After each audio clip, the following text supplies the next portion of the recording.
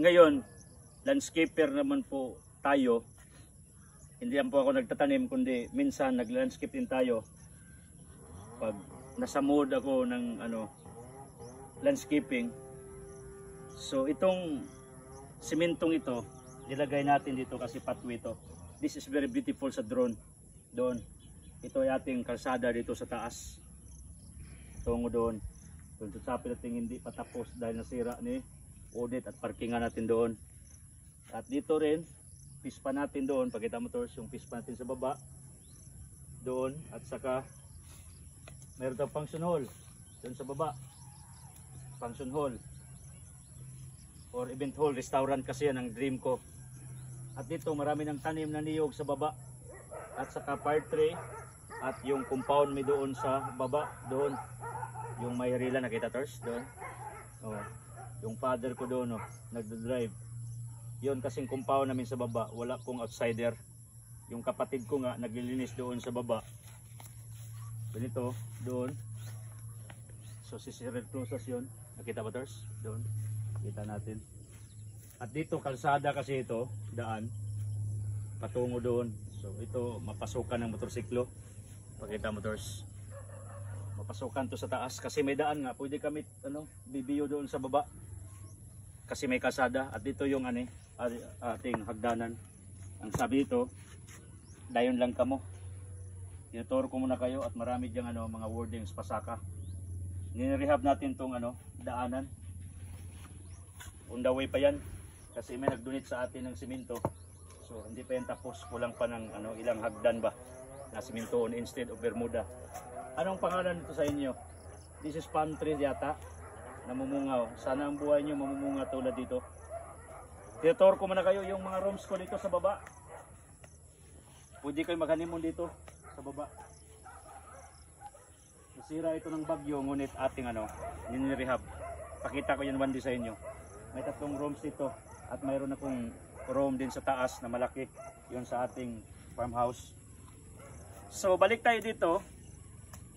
Paano ito gagawin? Simple lang. Tingnan mong distansya. Ganyan naman. Ito. Paano to? Pormahan natin dito. Yan. Para kunin natin yung lupa. Pag makuha yung lupa, at saka ito ilagay. Okay? So ito na. Ito lang. Pinakita ko lang sa inyo kung paano magbao ng ganyan. Okay. By the way, salamat sa inyo kasi pinanood yun yung video ko kahit nataas na. Nandyan pa rin kayo. Lalo na sa mga turo ko sa live ko araw-araw, 1.5 hour yun. Sinubukan ko nga na hindi masyadong lalagpas na tulad dati na mayroong 20 minutes. Ngayon ang pinakataas ko is 10 to 11 minutes para siguradong manood ang karamihan.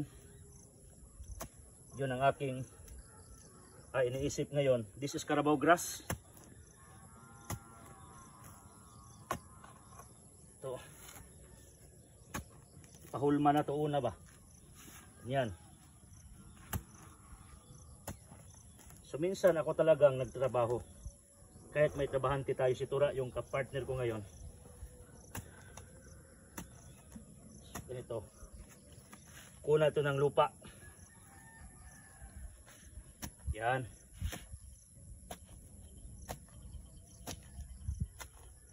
Ibali. Ato ni butang ilagay natin para gaganda to sa drone. May mga nag-drone kasi dito. Maganda sa drone shot. Okay. Ito lang. Ang buhay ganito rin. Kailangan mong guide. Kung maglagay ka ng ganyan. Bakit?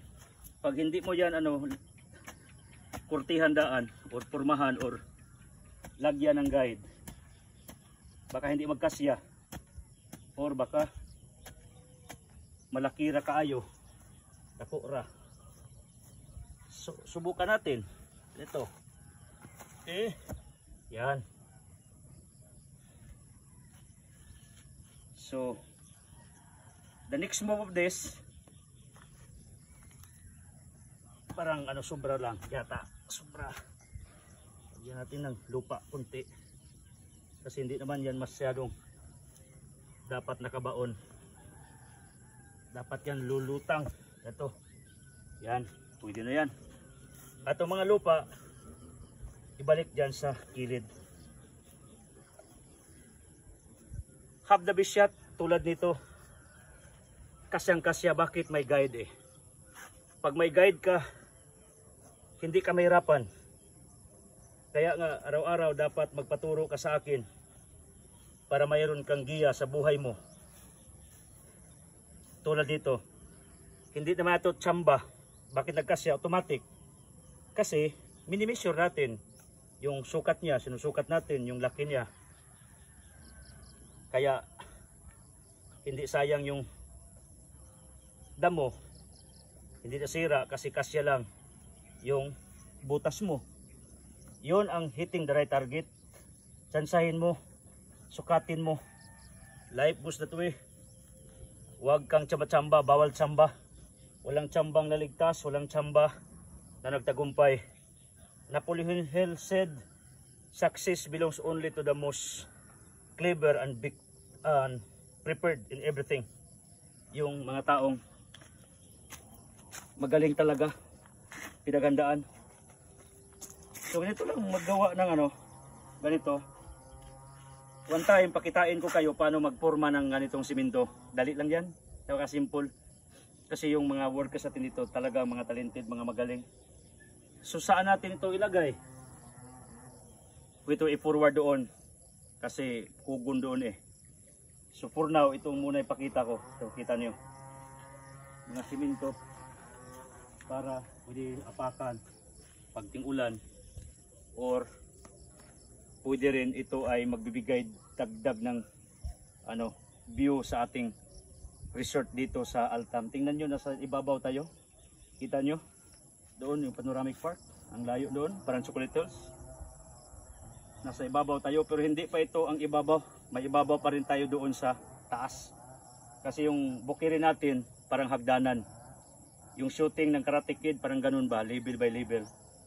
So sana na-shoot ko yung ano, simento for beautification. Maisip tuloy sana ninyo ng buhay talaga is pagalingay. You should shot the best shot of everything you have done in this earth. Have the best shot. Right target. What matter most in order magtagumpay ka sa buhay. Okay? God bless.